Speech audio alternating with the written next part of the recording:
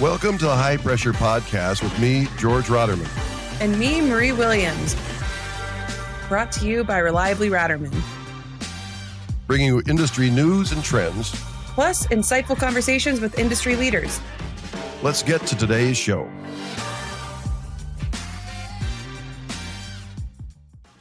Hello, everyone. Welcome back to another episode of the High Pressure Podcast. This is another quick solution session episode. And yes, that's difficult to say, but I nailed it that time. Today, I am co-hosting with not only George Ratermann. Hello, George Ratermann. Howdy ho. But also my sister, Mary Carter. Mary, welcome. Thank you so much. And between the three of us, we're going to have a lot of questions today for our solution specialist that's in-house here at Ratermann Manufacturing, who we love so much, Lance Looper. Lance, hello. Welcome again. Thank you. Absolutely. So today we are talking about vacuum jacketed hoses, and I was sent this stat. I don't have my glasses on, but on average, a cryogenic transfer operation loses approximately 10 to 15% of product with each transfer. So a distributor filling just 20 dewars daily, that's over $50,000 in lost revenue annually. So we're going to be diving into one of our products that creates a solution to that issue, which is our vacuum jacketed hose. And George, I know you're ready to start us off, so let's go. Well, the thing that's so cool about a vacuum jacketed hose, it kind of looks almost the same as the other hoses. But one of the unique things is when you're filling it. Actually, let's talk about, first off, what a vacuum jacketed hose is. It's very similar to like a thermos, which keeps things nice and warm or cold, depending on what you're putting through it. Well, it's a vacuum jacketed hose is just that. It has two chambers, an outside and inside, and a chamber inside, and it's insulated, and they pull a vacuum. That makes it so heat can't transfer across very easily. So that way you don't have heat coming in, which, as we all know, many times with cryogenics, you put a vaporizer because that heat coming in is what helps turn it into gas from a liquid. In this case, we want it to stay a liquid, so we use a vacuum jacketed hose. Now, vacuum jacketed hoses are used for typically, Lance Looper, what gas typically are people using? George, we're using them in all kinds of gases, nitrogen, oxygen, any kind of cryogenic liquid, we're using these hoses in. Hydrogen's become a big, recently hydrogen's, it's almost mandatory. You got to use these hoses in that type of service because of the heat transfer. But man, you're spot on with this. It's like, when I think about this, it's like our worst enemy is the sun, and any kind of heat buildup. I look at that sun as being, the one thing that's trying to get through these hoses, and having a vacuum jacketed hose, gives you that extra protection from radiant heat trying to break that barrier and trying to warm up that liquid. So this is a good option for customers to bring in to reduce that thermal exposure to the atmosphere. Yeah. So talking about the sun, one of the things that's interesting is when you're using a cryogenic hose, each time you go to use the hose, it has to cool down. Now, normally when you don't have a vacuum jacket hose, that can be quite a bit of time till that goes from an ambient temperature of 70 degrees and chilling it all the way down. So that's one of the nice things about the vacuum jacket hose, right? That heat is very quickly goes back to being cold, and then you don't have as much gassing off or as much product loss when you do a fill. So, Mary, what is the number one question you have when you think about a vacuum jacketed hose you would like to know about? My biggest question would be just general, application or use. So like how is this hose being used? How is it being connected? Are there any kind of safety benefits or concerns that someone should be aware of? Yeah, that's a great question. Those are all wonderful questions. When you're talking about vacuum jacketed connections, it's so unique because, we can do things in just standard gas service where you put an MPT style connection on there, or we can get into hydrogen area where you have things called bayonet connections, and you're using that to even limit more, heat transfer, and it's just a much better solid connection. But in the world of vacuum jacketed hoses, sometimes I like to think, where are the best places for these to go? I would say like hospitals, in laboratories, things like that. I mean, any type of regular style hose, the cryogenic fluid going through, you're going to see that frost buildup and that ice that kind of makes its way onto the hoses. And that tends itself to, dripping and leaking and different things like that. On a vacuum jacketed hose, you don't get that. It just looks like a stainless steel hose. It can be operating at minus 425, and you really don't even see that buildup. So I think they're pretty cool. I think they're great. I think they're a hose that if you're in an environment, especially you want to keep pretty and safe. It's a great place to put something like that. Yeah. And an application, very typical application could be where somebody has specimens and they're keeping them in a cryo environment, and that continuously needs to be filled, or something where you're going on and off, let's say every 15 or 20 minutes.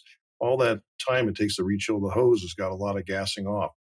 So there, applications where you have to bring the temperature of the hose down is really ones that work well for this application because you don't have product loss, especially if you're using argon or hydrogen or helium, other things like that, which argon's much more expensive of gas. So that's a kind of an automatic if you have an application.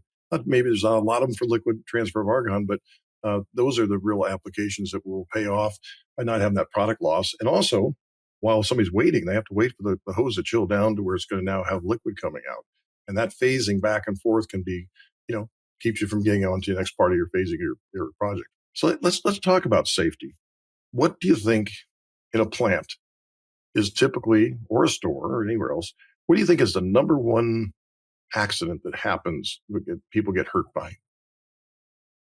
I'm going to say, George, I mean, thinking about it just in general, is frostbite. I mean, somebody coming up and grabbing a hose without a pair of gloves on. I think that's probably the biggest thing you have here.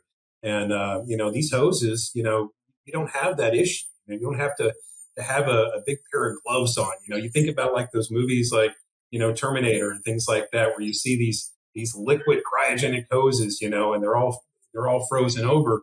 You don't get that with the vacuum jacket. Insulated hose. You can able to touch those physically with your hands, and you don't have that safety issue with these. Yeah, because the temperature is not transferring through. So, okay. So that is definitely for sure one of them. But what is the number one? I'm going to guess. Okay, yes. Putting context clues together, I'm going to guess slipping and falling. Okay. Mary?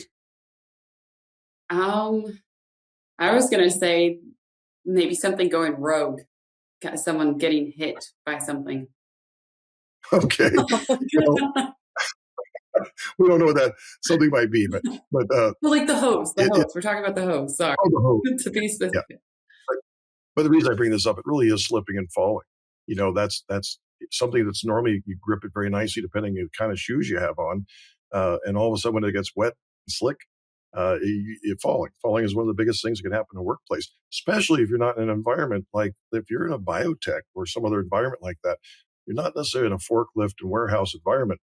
You're not necessarily expecting to come around a corner and walk and hit some water and then your feet slide out from under you. So one of the really great safety benefits in those applications when you're selling to a customer that has more of a office environment, tech environment like that, is the fact that right now, the moisture in the air will collect on that hose while it's cold in a non-vacuum jacket hose. And then when it warms up, it all turns into what? Liquid water on the ground. And then somebody walks by and can fall or slip, or it gets just dirty or really messy looking and tracked all the way through the building, right? And that's not necessarily with the environment they want to have or the look. So it's really great having a vacuum jacket hose because you don't have much of that. It's very minimal. So it really is, in that case, especially like, you go 20 foot long. That's a good long hose. And a couple things, that length of hose, you're going to have a lot more liquid gassing off to chill it down. So you have a lot more loss, a lot more weighting, but also there's a lot more hose to have condensation to get water all over the place. And that's where you see a lot of the applications is a longer distance hose because of the time it does take it to chill down. Okay, so that's our safety, big safety plug there. It really is. And also just overall, you can get a call from a customer that can say, gosh, you put all this in our place and now we got this big mess, and they're very concerned about that, and rightfully so. George, you got me laughing because you're going through that, and all I can think of is somebody in a white jacket holding a tray with a bunch of test tubes with what's in them, and slips and falls and throws them in the air. I love it. Great point. That's a really good point, right? The collateral damage. Back to Mary's, like who knows what might be flying through the air. Yeah, that's good. And Lance, roughly, how much product loss does a vacuum jacketed hose save? Oh my gosh, it's going to go down so much, Bree. It's, literally, you're taking a hose, you're basically taking a hose, wrapping it in super insulation. So think about our cryogenic tanks, they're wrapped in super insulation. We're wrapping that hose in a super insulation. We're taking an outer hose, putting that on the top, and then we're applying a vacuum to that inner chamber. The reduction in heat transfer goes down by 50 to 60%. So that's going to do so many things. It's going to speed up your processes for liquid transfer, product loss. To your point at the beginning of this, a customer can literally save thousands and thousands of dollars in the loss of product by using a vacuum jacketed hose. It's just, it's really night and day when you think about it. Absolutely. And the most recent study I saw was up to 85%, which is huge. So, Wow. yeah, amazing. There's not too many products you can buy that kind of give you 1, 2, 3, and 4, big benefits. I mean, the fact that safety is number one. I mean, to be able to get that much safety coming from a product. And then after that is to have the less loss of product. That's a big one, and then time. Can't ever get time back and waiting for something to chill down. And then also your application where maybe it can actually cause problems where you're not getting a continuous liquid stream if it's phasing back and forth, especially on those repeat, fill type applications. So it's a pretty darn good product. It pays for itself and any one of those probably would pay for itself. It is more expensive than a standard hose. But when you add all those different aspects of benefits, it's a very small amount of time for, payback. Are there any kind of like maintenance requirements for a vacuum jacketed hose or best practice tips? It's some of the great things about the hoses, if you think about them, is, you think of a hose just in general being able to bend. Our vacuum jacketed hoses, they're all bake heated. They're helium leak test, right out of the factory. So when you think of like from a leak standpoint, you're going to be limited on leak. And the bend radius, that you'd be surprised how much bend radius you can get out of a vacuum jacketed hose. So, those are some of the biggest things. The only maintenance standpoint that you need to look at, Mary, is, all of our hoses are laser engraved part numbers and date codes.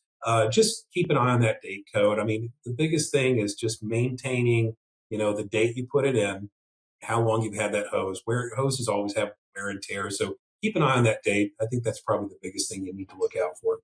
Yeah, that makes sense. And that is in the Arctic Fox category of Arctic Fox cryogenic hoses. It's an amazing hose, great applications.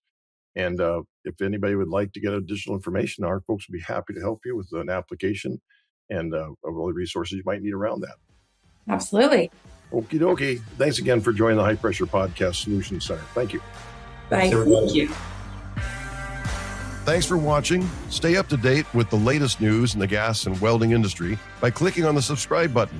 And check out one of our other videos to learn more.